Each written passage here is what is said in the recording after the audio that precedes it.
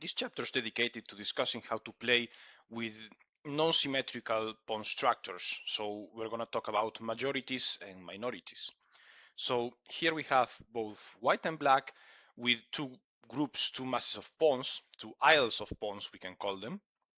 So we have on this side of the board, white has 3 pawns versus black's 2. And on the king side, the situation is reversed. So how does this dictate strategy?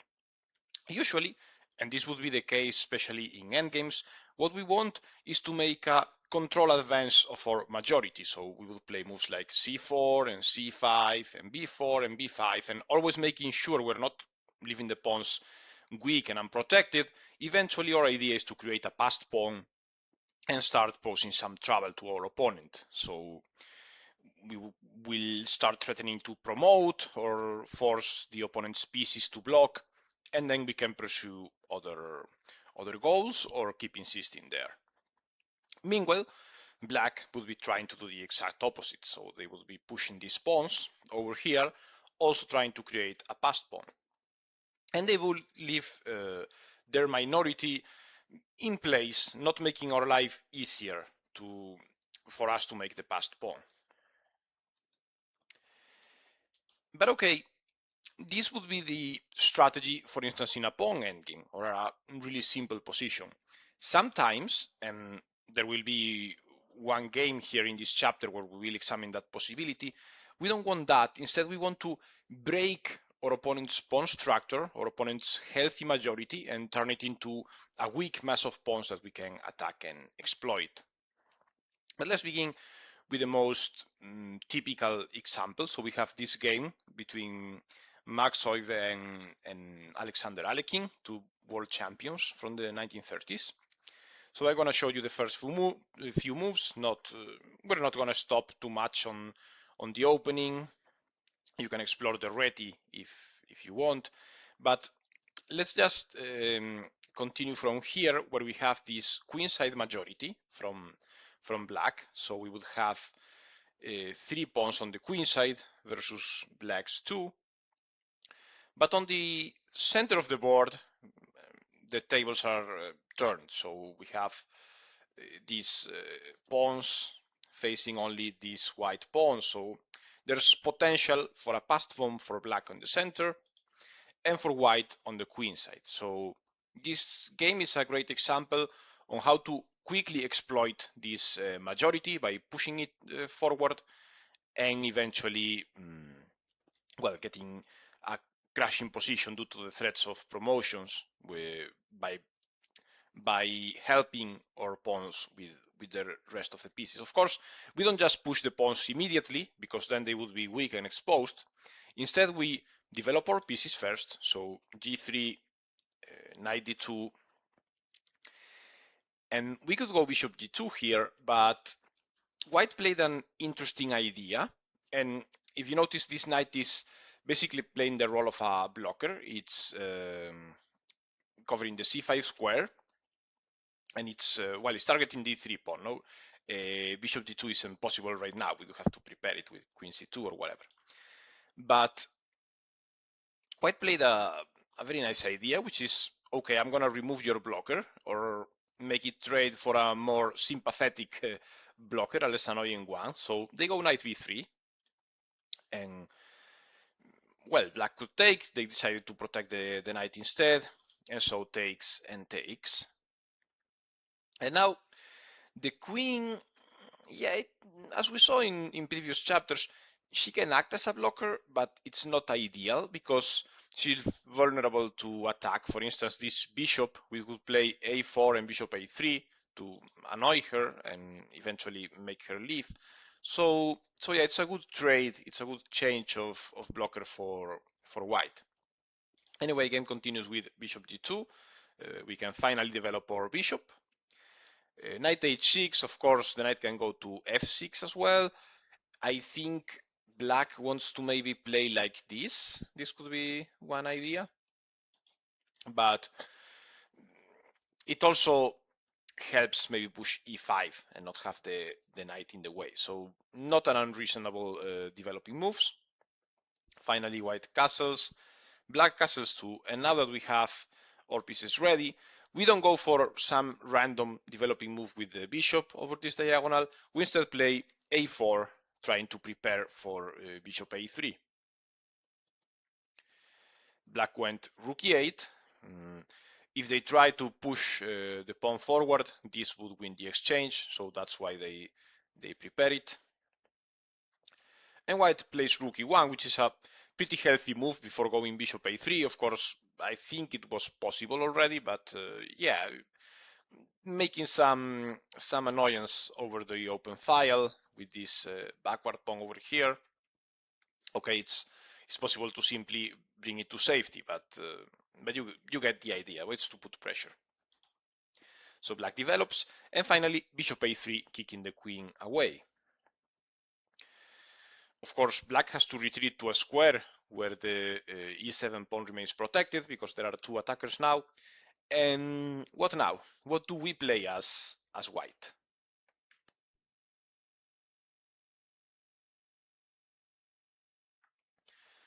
It is now time to finally play pawn to c5. Because these pawns aren't in any danger. Nobody other than the queen is going to attack it. The b5 pawn is well protected, so no issues there. And in case more pieces came to attack the c5 pawn, we can just add extra protection through rook or queen. So not a bad idea to start moving forward. And you'll see that immediately after this, white played an interesting maneuver to bring more support to the pawn. So black went rook d8, trying to find some activity with the rook, and also helping push the majority, right? Black should really go for counterplay. But white played an interesting idea and try it. Think for a bit, how do you make this knight more useful for the pawns? So yeah, what white played was knight g5, trying to bring the knight to e4.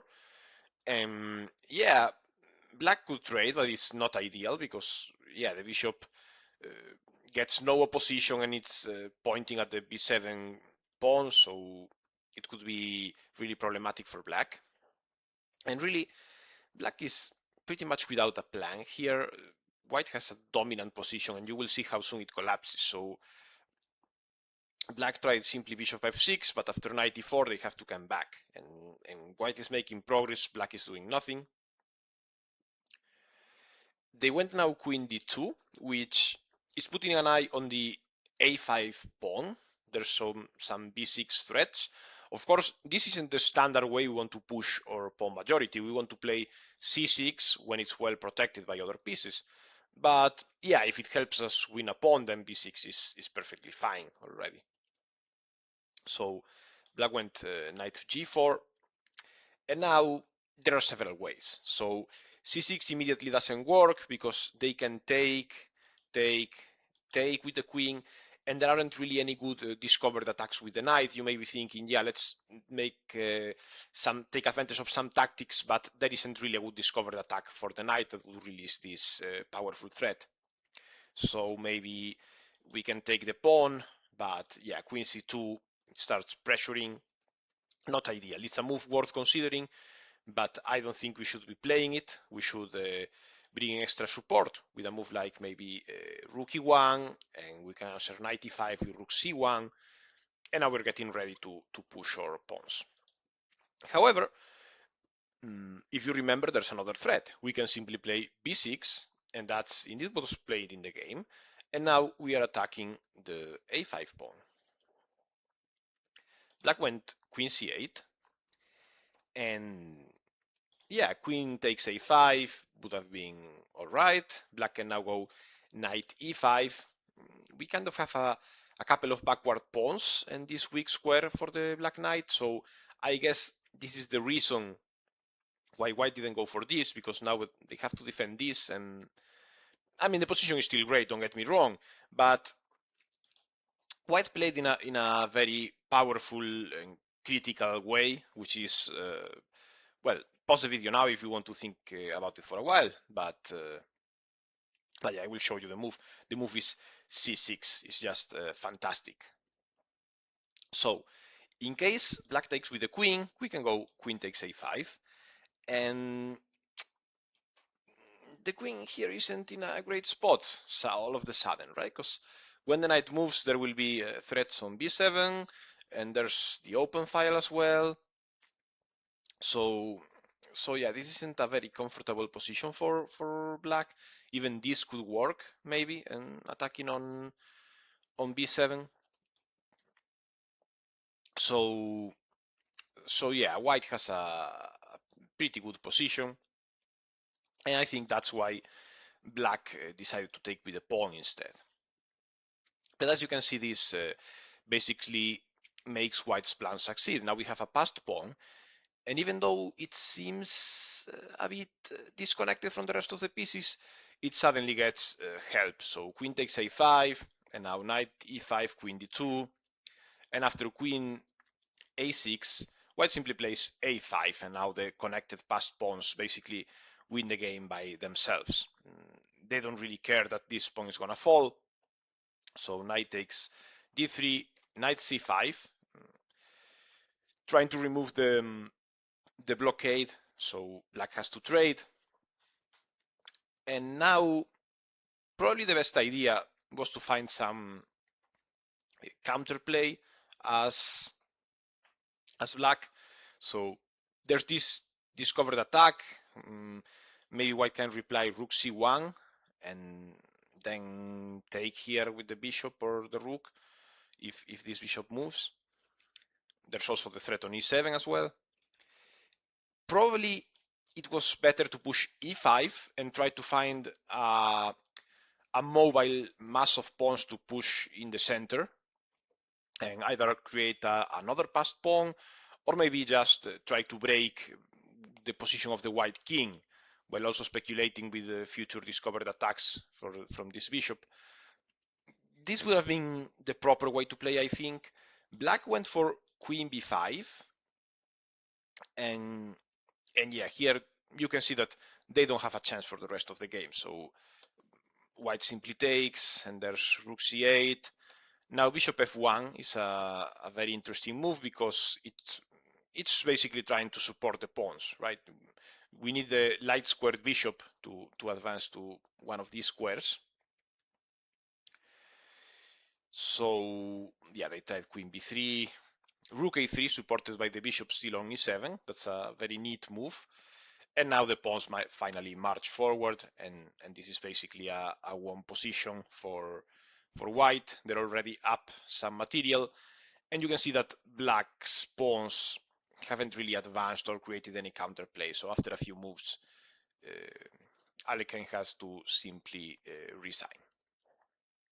Okay, so this has been a nice example from here to learn, of course, the theme with the blocker at the beginning of the game, but so how would we trade it to gain back control of this square? But yeah, most importantly, the way to push our pawn majority and basically paralyze black's position with the constant threat of, oh, should we play c6 or b6? And always force black to keep an eye on it. There's a detail I didn't show you, and it was, maybe if you go back to this moment, you can argue, okay, why doesn't black try to block with a pawn on b6 and maybe maneuver the knight somehow?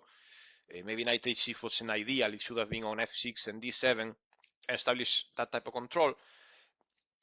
Maybe, but I don't think it really works because against pawn to b6 there are always discovered attacks with the knight, either here or there.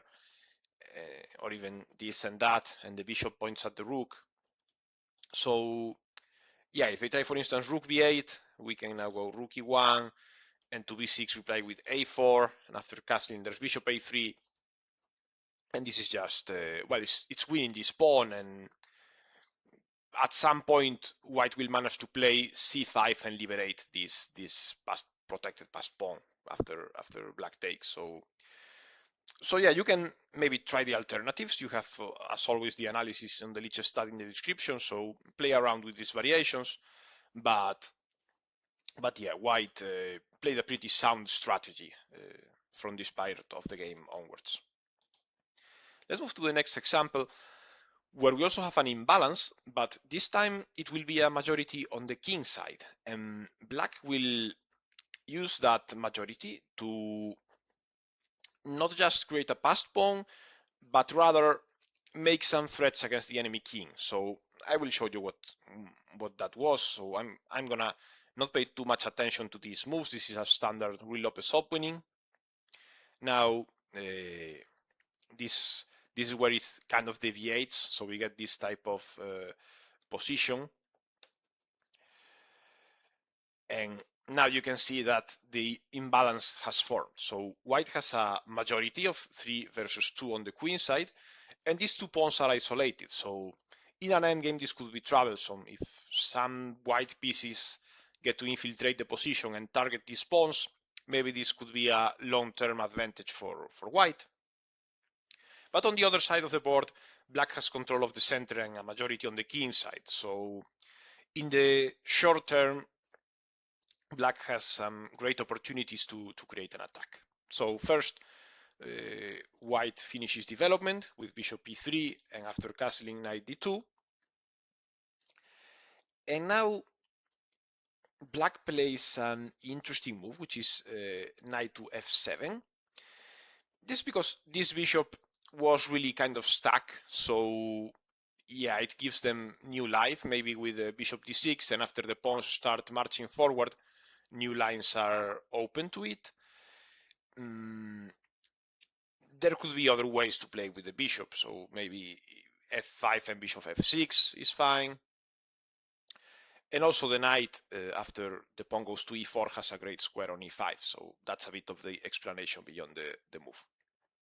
White went queen e2. They want to place a rook on the open file, so it could be maybe a bit disturbing for the black queen, but no problem. Black continues with f5, which is already starting to play around. White now has to consider these two pawn pushes, dedicate some time to thinking about them. And they reply with knight b3, which is an alright move. It targets the c5 square, and after black plays f4, white went bishop c5. You may have considered rook e1 alternatively, because this stops f4, because white can simply take. But yeah, black can go maybe rook e8. And here, well, I think white has some chances to save himself. So maybe a move like queen b5 with this fork has to be countered with queen d5. And maybe in this type of endgame, white has better chances that in the middle game. But I think due to the bishop pair and the extra space, black still has great chances. Anyway, the game continued with the other plan, so knight b3, f4, bishop c5. And now black played a very neat move, which is to simply keep pushing, so e4. And here, white moved the knight.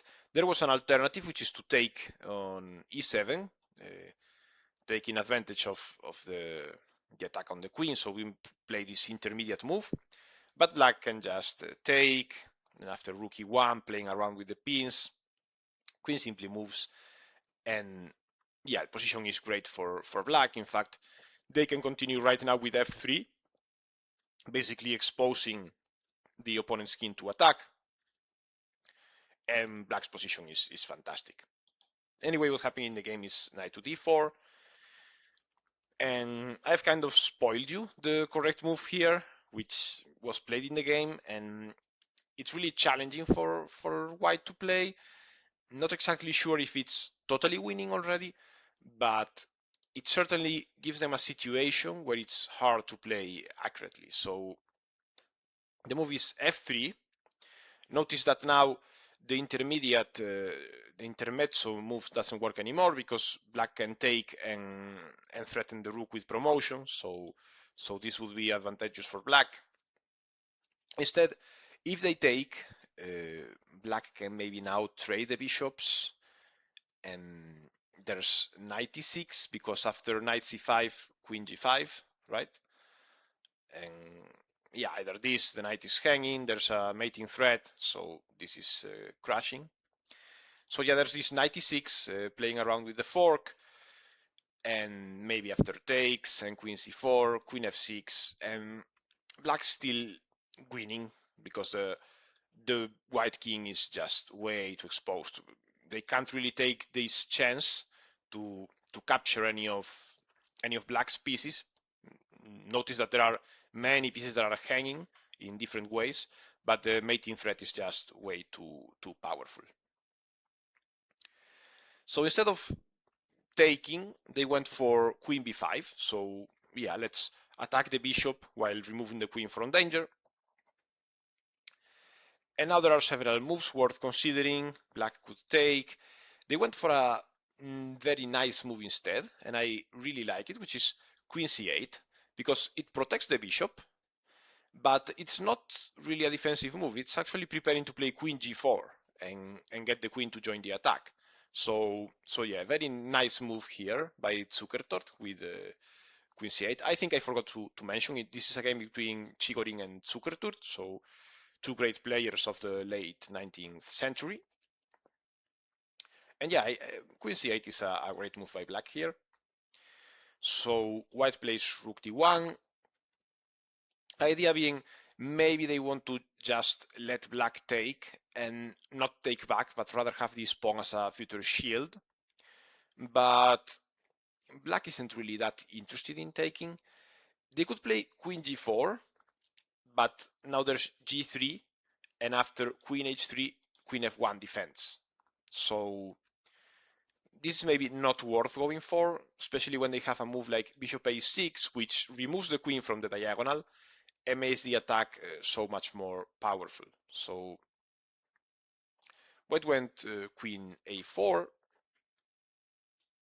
and now black continued with knight g5. So basically adding more pieces, the queen will join, and now the knight can also target h3, which is a very nice square to give the knight to join the attack. So you can see that if white took that knight, eventually they would get checkmated because of all the disruption in front of the king's pawns. So yeah, knight g5, very interesting move, and it also supports the pawn on f3.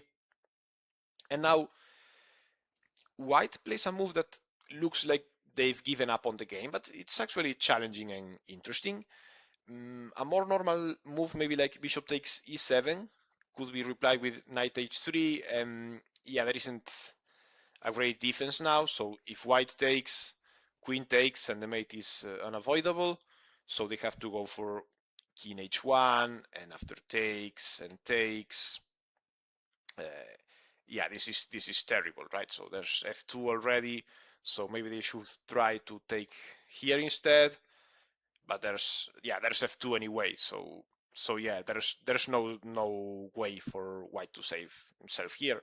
That's why they went knight takes f3, like, okay, I'm gonna remove the pawn, I'm a piece down, but bishop is still attacked, and they're opening a possibility for rook d7, so maybe there's something here, but black played correctly and got an advantageous position. So rook d7, black simply took, and after rook takes, check, and now we have another check, and the queen finally joins, and you can see that the king is gonna get towards the middle of the board, and now it's in great danger, and black eventually won this game.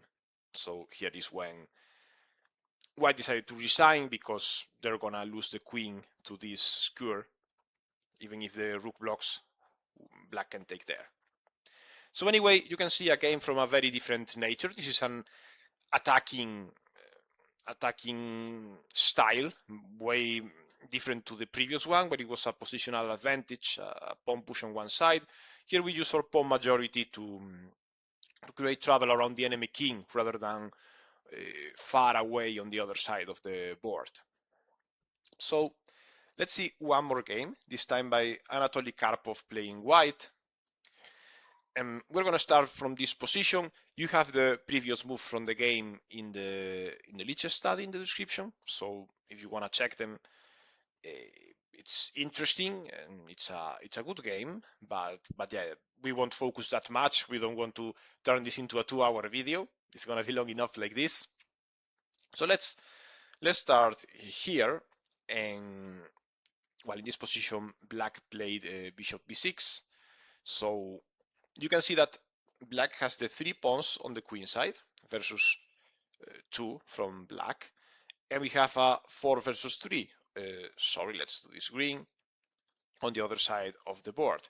So you may be thinking, okay, so black's gonna play on the queen side and white's gonna play on the king side, and maybe the theme of the game is that white creates an attack with the king side majority. But this last move from black, bishop b6, it kind of puts a bit of a stop on white's plan on the king side, because they will have a hard time getting to play both f4 and e4, because of the bishop will be looking at the king. So they will have to start with maybe king h1, but then e4, this pawn would be hanging, so they have to play some other way.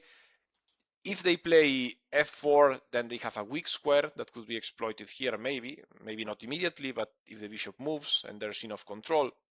So yeah, it's somewhat problematic for white's plans, this move bishop b6. So maybe against e4, black could play knight g6, and yeah, we're restricting the idea of f4. There's a bit of a, not strictly a weak square, but a nice spot for a knight over there maybe.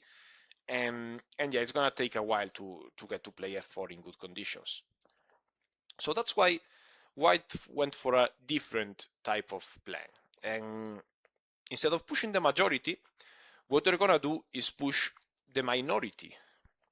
And the idea will be to make some adequate pawn trades to damage black's pawn structure. So these 3 pawns are solid, they are connected, there are no weaknesses, there are no weak pawns or squares, they're a fine pawn structure.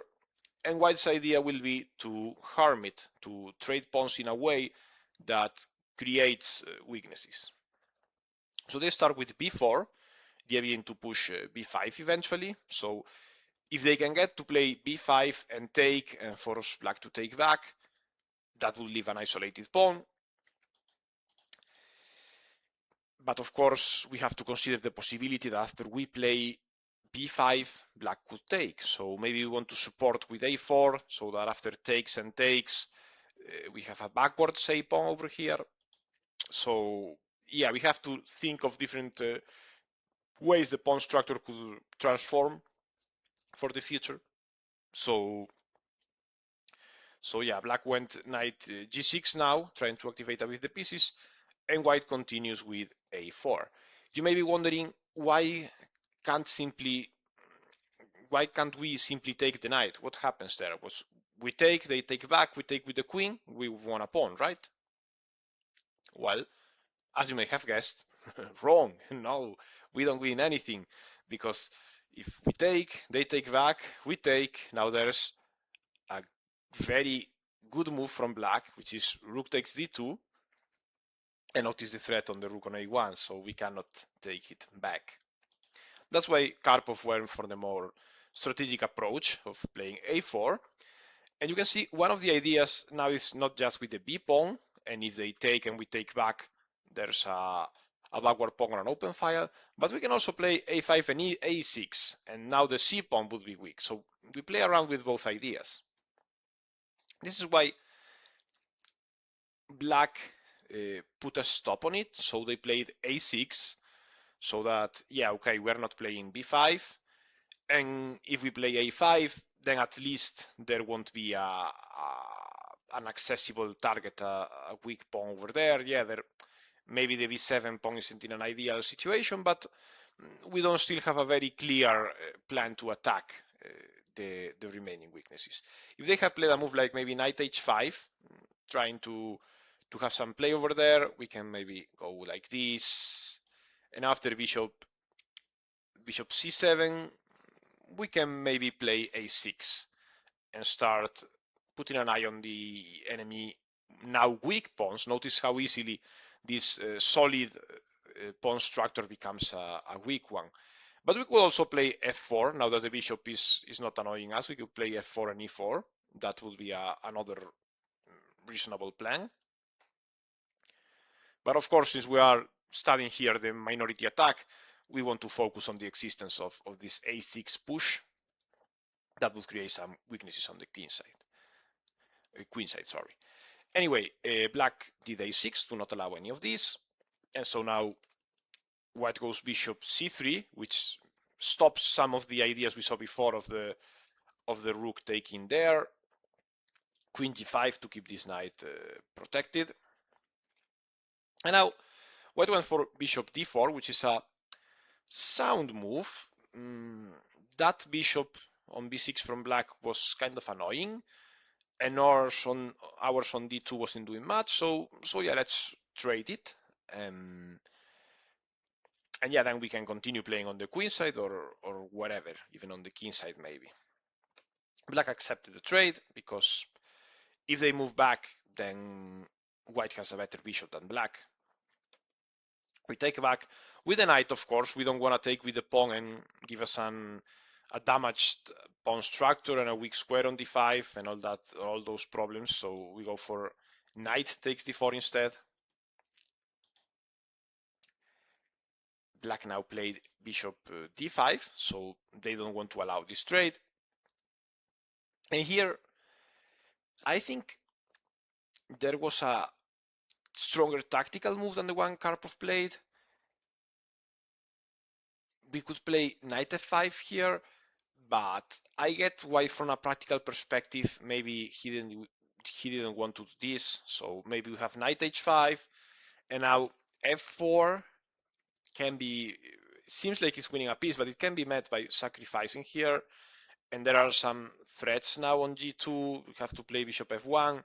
It's not comfortable. So even though objectively, if you check it with a computer, this will tell you that white is better, I can understand why Karpov preferred to play a different way.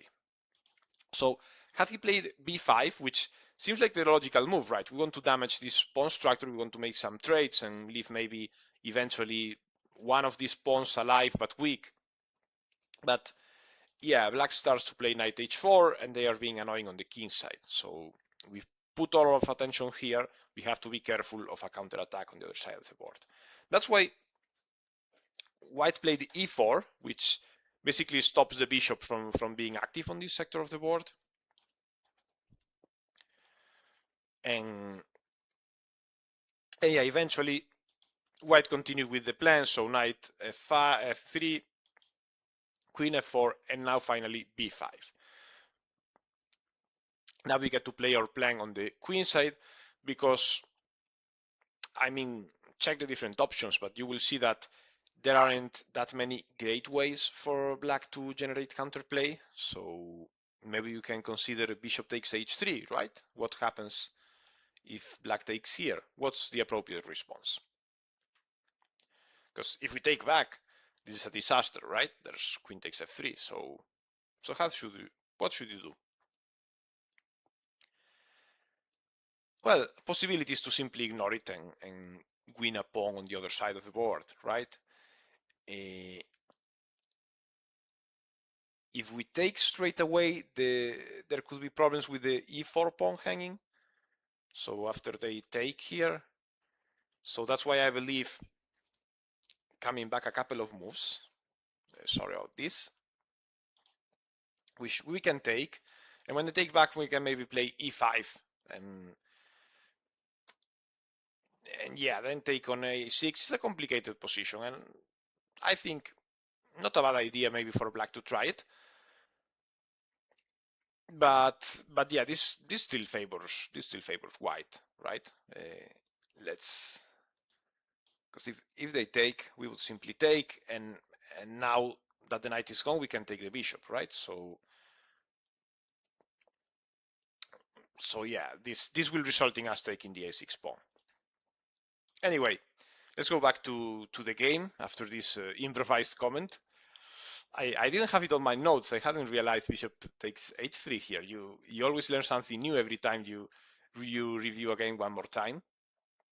So black took, because they don't want to allow us to take on a6 and win a pawn. Now we take back.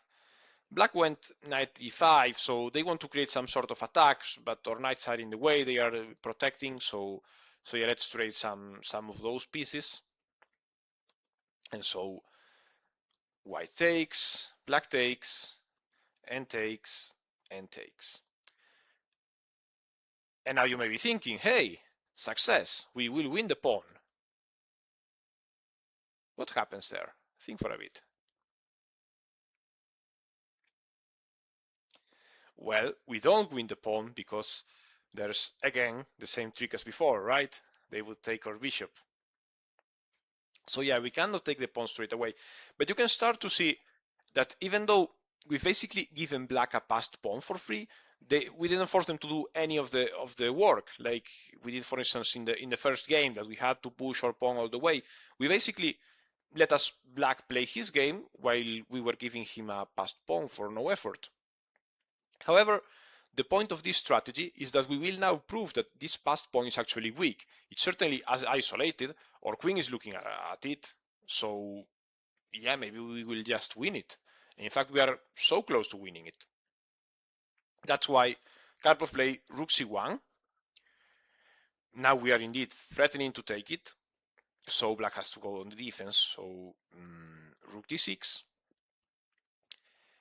And here Karpov tried to get into an endgame with the queen c3. Not a bad, I don't think it's a bad move. The black queen is centralized, so yeah, it makes sense to go for this change. Black doesn't take immediately.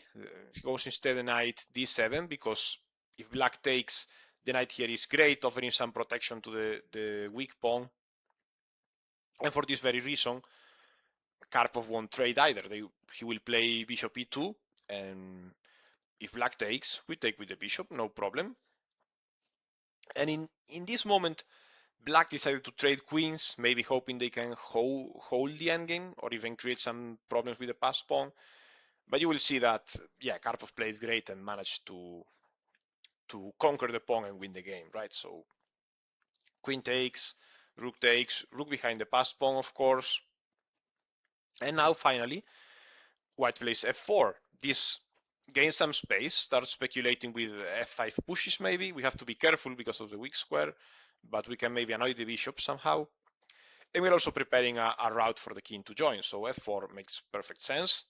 Black goes f6 to not have to deal with this annoying pawn push that now would be very bad, because the bishop simply retreats and now there's a weak square on e5, so no point in doing any of that. White went knight e2, because notice that now knight d4 is a fork, now that the bishop is unprotected.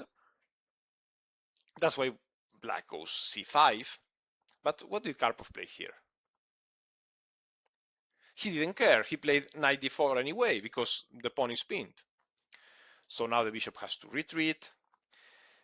And here's another fine move that maybe it's not easy to see because it kind of looks weird, but it's very powerful and annoying. That move is bishop g4.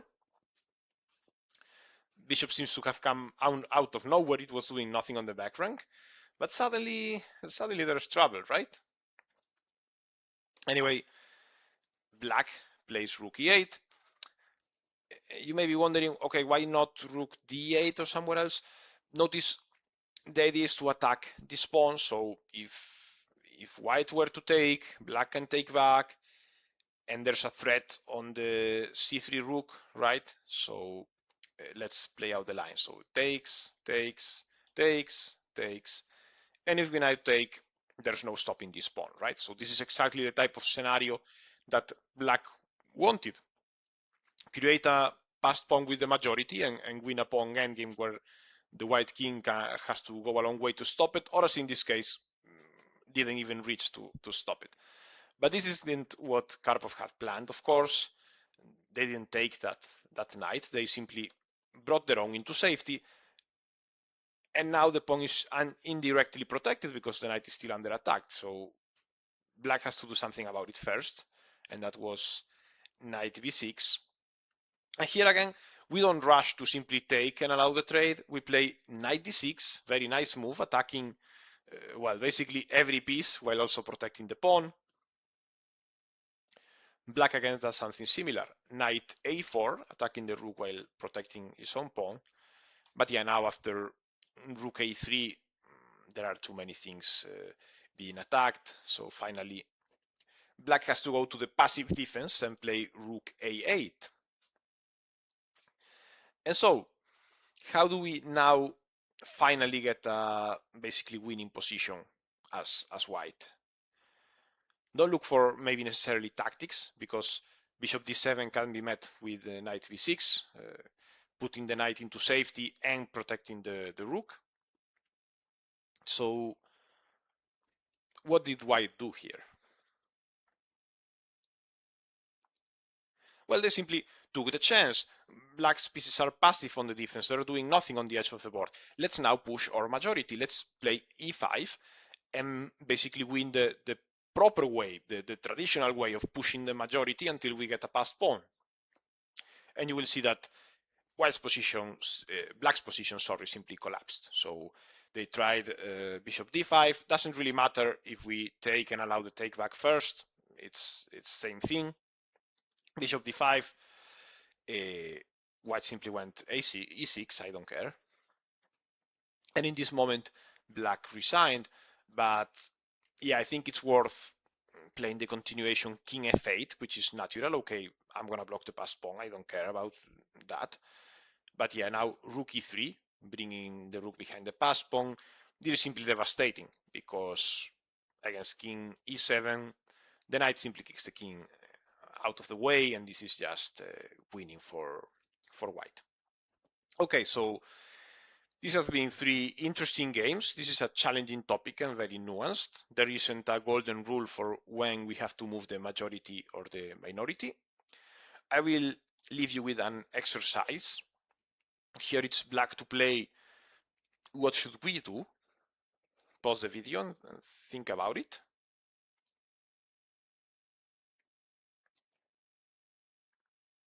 So this is a situation, and it's very typical in this pawn structure. Of course, we will cover it in detail in some future course, this specific pawn structure, but it's common for Black to go on a minority attack here. So what's the point of a minority attack? There's this pawn on e4 that it isn't especially particularly weak. It's well protected. It's a central pawn. It serves a great purpose. But if we start bossing around its defenders, then maybe we can pressure it and target it, even win it, right? So there's this knight on c3 that is protecting it, and we can try to play b5 and b4 to kick it away, and that would be a problem for white, because they would have to find some other way to defend this pawn. Problem is, if we played b5 straight away, white would take advantage of some tactics. So white can take the knight, force us to play the queen into this diagonal, and now the bishop on f3 could serve the role of protecting the pawn while also playing around with some discovered attacks. Still, there's an even better way to do this, which is to play e5 straight away, because they're attacking the knight and they are threatening the skewer. So yeah, this is a way to make our plan fail. This isn't the proper way to play the minority attack. So instead, the proper way to continue is to take on d4 first, so that our queen stays on c7. Now we go b5, and yeah, we gotta be careful with the different tactics. We can reply to bishop f3 with bishop b7. If they go e5, we can laugh at them. It doesn't matter. Okay, it's maybe a critical move even, but there's no immediate danger to us. And of course, we are also always playing around with the b4 idea. So even if the bishops were to be placed here, we can still speculate with this threat. At some point, and in fact, better sooner rather than later, white will have to play a3, wasting a bit of this move. And then we can continue with our minority attack. So at some point, we can get a b4 push, and we can start playing on the queen side. So bishop b7, maybe bringing some of either of the rook, and then playing on the center too with e5 or d5. But our main idea will be to strike on the queen side. Okay, So this has been it for this chapter. This is the final one where we will be covering pawn structure. From now on, we're going to be dealing with piece activity. So it's a bit of a change of topic. I believe you already have, after this half course, a good idea on how to deal with different pawn structures, and you understand some of the most basic concepts. Of course, now we need to get experienced in applying them, in having the tactical background to support our strategic plans. But for the most part, I think you've gathered a good amount of concepts that you can use in your games. So I hope to see you on the next chapter. We will start learning about proper piece placement.